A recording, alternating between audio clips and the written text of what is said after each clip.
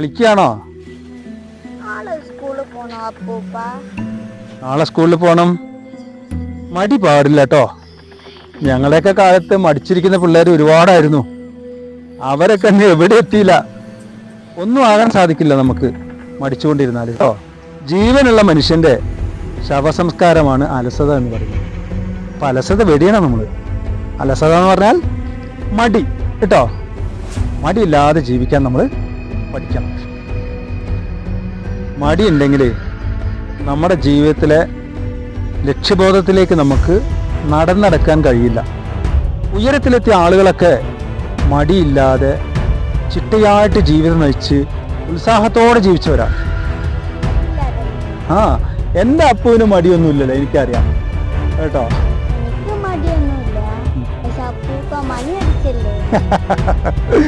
മണി അടിച്ചതല്ല മോനെ, ഞാൻ വാസ്തവം പറഞ്ഞതാ. എൻ്റെ അപ്പു അങ്ങനെ മടിയനൊന്നല്ല.